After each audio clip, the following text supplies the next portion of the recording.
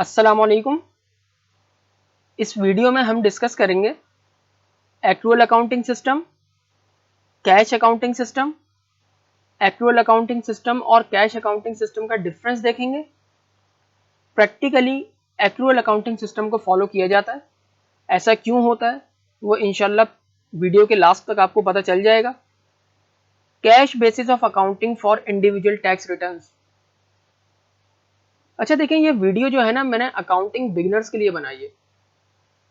हो सकता है कि बिगिनर्स जो हैं वो इस पॉइंट में कंफ्यूज हो जाएं, तो मैं ये सिर्फ ये कहूँगा कि वो इंडिविजुअल्स जो अपनी इनकम टैक्स रिटर्न फाइल करते हैं, तो उनकी कैलकुलेशन के लिए, टैक्स कैलकुलेशन के लिए नॉर्मली कैश बेसिस अकाउंटिंग को फॉलो किया जाता है।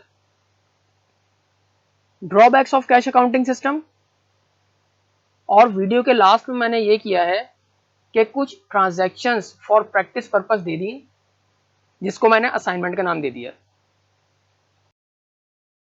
एक्रूअल अकाउंटिंग सिस्टम और cash accounting system basically accounting के दो मुख्तलिफ मेथड्स हैं।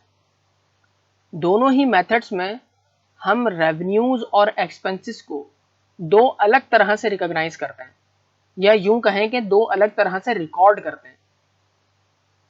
पहले एक्रूअल अकाउंटिंग सिस्टम की बात करते हैं। एक्रूअल अकाउंटिंग सिस्टम ये कहता है कि आप किसी भी रेवेन्यू और एक्सपेंस को उस पीरियड में रिकॉग्नाइज करेंगे जिस पीरियड में उस रेवेन्यू या एक्सपेंस की ट्रांजैक्शन हुई है। यानी रेवेन्यू को रिकॉग्नाइज करने के लिए आप उस रेवेन्यू के अगेंस्ट कैश रिसीव होने तक वेट नहीं करेंगे कि यार जब मुझे इस रेवेन्यू के अगेंस्ट कैश रिसीव होगा तो मैं इस रेवेन्यू को रिकॉर्ड करूंगा। नहीं, ऐसा नहीं है।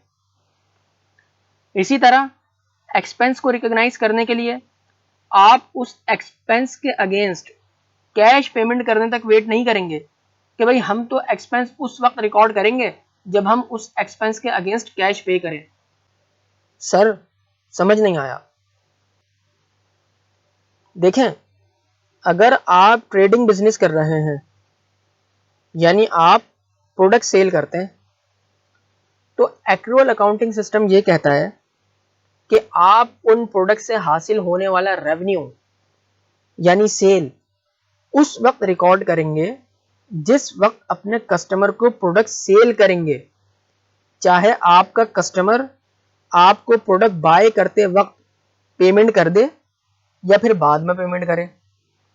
इसी तरह अगर आप सर्विसिंग बिजनेस कर रहे हैं तो आप रेवेन्यू यानी सर्विस इनकम उस वक्त रिकॉर्ड करेंगे जिस वक्त अपने क्लाइंट के लिए आपने सर्विसेज परफॉर्म कर दी हो। मिसाल के तौर पर एक शख्स है मिस्टर शाहरुख, ये एक बिजनेस कर रहे हैं और जो कि कैलेंडर ईयर फॉलो करते हैं, यानी इनके बिजनेस का अकाउंटिंग पीरियड जो है वो है जनवरी से दिसंबर तक। अब देखें, इनके बिजनेस में एक ट्रांजैक्शन हुई 15 दिसंबर 2022 को। मिस्टर शाहरुख ने गुड्स सेल की ऑन क्रेडिट मिस कतरीना को। अब according to accrual accounting system इन्होंने क्या किया, 15 दिसंबर को ही रेवेन्यू रिकॉग्नाइज कर लिया और इन्होंने एंट्री क्या पास की। चूंकि देखें क्रेडिट सेल है, इसलिए इन्होंने अकाउंट रिसीवेबल डेबिट कर दिया और सेल्स क्रेडिट कर दी। 5 जनवरी 2023 को मिस्टर शाहरुख ने मिस कतरीना से कैश कलेक्ट कर लिया, तो 5 जनवरी 2023 को इन्होंने क्या एंट्री पास की, ये कैश डेबिट और अकाउंट रिसीवेबल क्रेडिट। अब देखिए 5 जनवरी को रेवेन्यू की कोई ट्रीटमेंट नहीं हुई, क्योंकि रेवेन्यू तो हम ऑलरेडी 15 दिसंबर को, यानी उस डेट पर, जिस डेट पर हमने एक्चुअल सेल की, उस डेट पर हम रिकॉर्ड कर चुके हैं। इसलिए 5 जनवरी को सिर्फ और सिर्फ एक्सचेंज ऑफ एसेट्स हुआ है, रेवेन्यू की कोई भी ट्रीटमेंट नहीं हुई। इसी तरह अगर कोई हमें एडवांस पेमेंट कर देता है तो एडवांस रिसीव होने पर हम रेवेन्यू रिकॉग्नाइज नहीं करेंगे, क्योंकि अभी तो हमने सिर्फ कैश रिसीव किया है, प्रोडक्ट सेल नहीं की या सर्विसेज परफॉर्म नहीं की। चलें इसे भी एग्जाम्पल से सीखते हैं। देखें 20 दिसंबर 2022 को मिस्टर टाइगर ने कैश कलेक्ट किया 30,000 रुपये मिस्टर पठान से। किस लिए कलेक्ट किया? कि मिस्टर टाइगर मिस्टर पठान के लिए नेक्स्ट मंथ कुछ सर्विसेज परफॉर्म करेंगे। तो देखें 20 दिसंबर 2022 को मिस्टर टाइगर ने क्या एंट्री पास की कि कैश डेबिट और अनअर्न्ड रेवेन्यू 30,000 रुपये से क्रेडिट। देखें 20 दिसंबर को मिस्टर टाइगर ने रेवेन्यू रिकॉर्ड नहीं किया, क्योंकि according to accrual accounting system आप रेवेन्यू उस वक्त रिकॉग्नाइज करेंगे जिस वक्त आपने सर्विसेज परफॉर्म कर दी हो। तो अभी तो सर्विसेज परफॉर्म नहीं हुई, अभी तो सिर्फ कैश रिसीव किया है ना। अच्छा देखिए, 25 जनवरी 2023 को services were performed by mister tiger. Mister Tiger ने क्या किया? 25 जनवरी 2023 को सर्विसेज परफॉर्म कर दी। अब 25 जनवरी को क्या एंट्री पास की? अनअर्न्ड रेवेन्यू डेबिट और सर्विस इनकम क्रेडिट। 25 जनवरी को देखें मिस्टर टाइगर क्या कर रहे हैं? रेवेन्यू को रिकॉग्नाइज कर रहे हैं। क्यों? क्योंकि 25 जनवरी को उन्होंने सर्विसेज परफॉर्म कर दी। तो according to accrual accounting system जब तक हम सर्विसेज परफॉर्म नहीं करेंगे या एक्चुअल सेल नहीं करेंगे तो हम रेवेन्यू को रिकॉग्नाइज नहीं कर सकते। इसी तरह अगर हम एक्सपेंस की बात करें तो according to accrual accounting system हम एक्सपेंस उस वक्त रिकॉग्नाइज करेंगे जिस वक्त एक्सपेंस इनकर हुआ हो, चाहे हमने एक्सपेंस की पेमेंट कर दी हो या ना की हो। चलें मिस्टर शाहरुख के बिजनेस की ही एग्जाम्पल लेते हैं। देखें दिसंबर 2022 में मिस्टर शाहरुख ने अपने एम्प्लॉयज की सर्विसेज अवेल की और उन सर्विसेज के अगेंस्ट उन्हें अपने एम्प्लॉयज को सैलरी पे करनी है। जबकि सैलरी उन्होंने जो पे की ना अपने एम्प्लॉयज को, वो की 2 जनवरी 2023 को, यानी कि नेक्स्ट पीरियड में। अब जैसा कि मैं आपको पहले बता चुका हूं कि according to accrual accounting system हमें क्या करना है कि हमें एक्सपेंस तो उस पीरियड में रिकॉर्ड करना है जिस पीरियड में एक्सपेंस इनकर हुआ हो। तो लिहाजा हमने क्या किया? दिसंबर 31 को ही सैलरीज एक्सपेंस रिकॉर्ड कर लिया। ठीक है। अब देखें 2 जनवरी को हमने क्या किया? जब हमने सैलरीज पे की, हमने एक्रूड सैलरीज डेबिट कर दिया और कैश पे कर दिया। 2 जनवरी पे हमने एक्सपेंस की कोई भी ट्रीटमेंट नहीं की क्योंकि वो हम ऑलरेडी रिकॉर्ड कर चुके हैं। अच्छा, यहाँ पे एक गौरतलब बात यह है कि शाहरुख साहब इंतहाई शरीफ आदमी है। जब भी तो देखें उन्होंने 2 जनवरी को सैलरी पे कर दी, वरना बदतमीज और बदमाश लोग तो नॉर्मली 10 के बाद ही सैलरी पे करते हैं। खैर चलें कैश अकाउंटिंग सिस्टम को देखते हैं। देखें कैश अकाउंटिंग सिस्टम यह कहता है कि आप रेवेन्यू को उस वक्त रिकॉग्नाइज करेंगे जिस वक्त आप उस रेवेन्यू के अगेंस्ट कैश रिसीव कर लें, और एक्सपेंस को उस वक्त रिकॉग्नाइज करेंगे जब उस एक्सपेंस की पेमेंट कर दें। चलें उन एग्जाम्पल्स को ही यूज करते हैं जो हमने एक्रूअल बेसिस में दी थी। देखें एग्जाम्पल नंबर 1 देखते हैं। एग्जाम्पल नंबर 1 में 15 दिसंबर को गुड्स सेल की गई थी क्रेडिट पर। तो एक्रूअल बेसिस में हमने 15 दिसंबर को ही रेवेन्यू रिकॉर्ड कर लिया था, लेकिन कैश बेसिस में 15 दिसंबर को इस ट्रांजैक्शन की कोई ट्रीटमेंट नहीं होगी, क्योंकि 15 दिसंबर को इस रेवेन्यू के अगेंस्ट कैश नहीं मिला।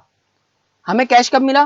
कैश हमें मिला 5 जनवरी को, यानी नेक्स्ट पीरियड में। तो हमने 5 जनवरी को ही रेवेन्यू रिकॉर्ड किया कैश बेसिस में, और हमने ये एंट्री पास की कि कैश डेबिट और सेल्स क्रेडिट। इसी तरह एग्जाम्पल नंबर 2 में मिस्टर टाइगर ने पठान साहब से 30,000 रुपये एडवांस रिसीव किए थे। तो एक्रूअल बेसिस में हमने 2 एंट्रीज पास की थी। पहली एंट्री में हमने कैश डेबिट किया था और देखें रेवेन्यू क्रेडिट नहीं किया था, बल्कि लाइबिलिटी क्रेडिट की थी। और दूसरी एंट्री में जब मिस्टर टाइगर ने 25 जनवरी को सर्विसेज परफॉर्म कर दी थी, तो फिर उन्होंने रेवेन्यू रिकॉर्ड कर लिया था। इसके बरक्स कैश बेसिस में सिर्फ एक ही एंट्री पास होगी 20 दिसंबर को, कैश डेबिट और सर्विस इनकम क्रेडिट। एक एंट्री इसलिए पास होगी क्योंकि हमने लायबिलिटी एज्यूम ही नहीं की, बल्कि डायरेक्ट रेवेन्यू रिकॉर्ड किया। जैसे ही कैश रिसीव किया वैसे ही हमने कैश बेसिस में रेवेन्यू रिकॉर्ड कर लिया। एग्जाम्पल नंबर 3 देखें। एग्जाम्पल नंबर 3 में हमने एम्प्लॉयज की दिसंबर 2022 की सैलरी जनवरी 2023 यानी नेक्स्ट पीरियड में पे की थी, लेकिन एक्रूअल बेसिस में हमने सैलरीज एक्सपेंस 31 दिसंबर को ही रिकॉर्ड कर लिया था। जबकि कैश बेसिस में 31 दिसंबर को कोई एंट्री ही पास नहीं होगी, क्योंकि हमने अभी कैश पे किया ही नहीं। कैश हमने कब पे किया? 2 जनवरी 2023 को। तो कैश बेसिस में हमने 2 जनवरी 2023 को एक्सपेंस रिकॉग्नाइज कर लिया और सैलरीज एक्सपेंस डेबिट किया और कैश क्रेडिट कर दिया। चलें इसी एग्जाम्पल की मदद से हम drawbacks of cash basis accounting भी देखते हैं।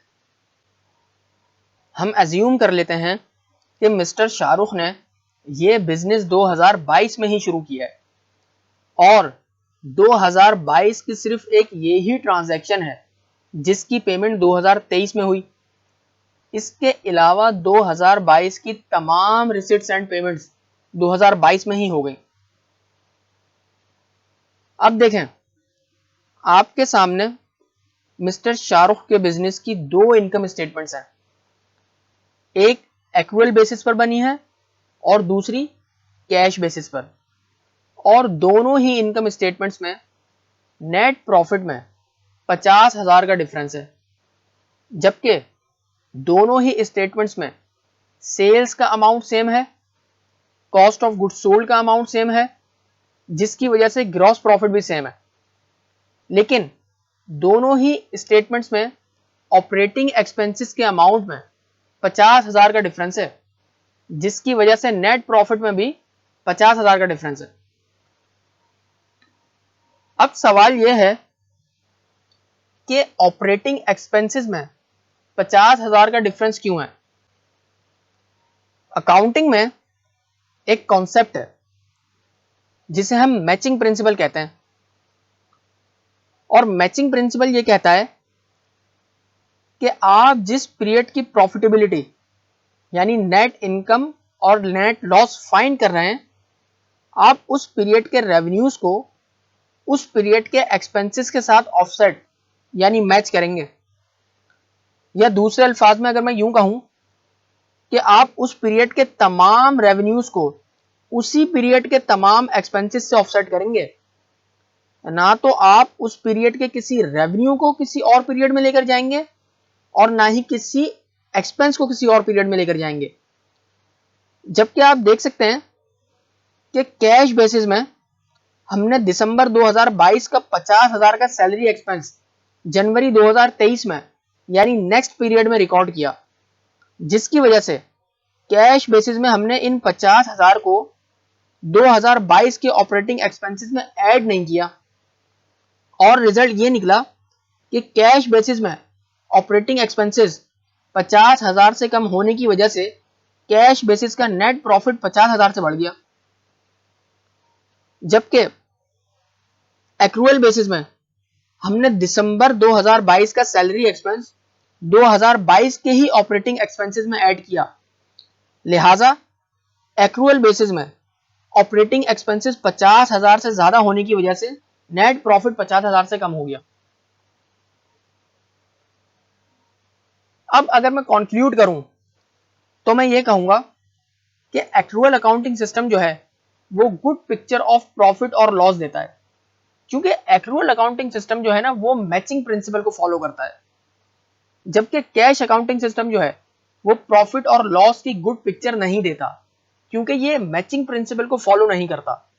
यही वजह है कि ये अनकलेक्टेड रेवेन्यूज जो कि हम कमा चुके हैं उनको और अनपेड एक्सपेंसेस जो कि इनकर हो चुके हैं, इन दोनों ही को इग्नोर करता है। यही वजह है कि ऑलमोस्ट तमाम बिजनेसेस एक्रुअल अकाउंटिंग सिस्टम को ही फॉलो करते हैं। इस वीडियो में बस इतना ही। अल्लाह हाफिज।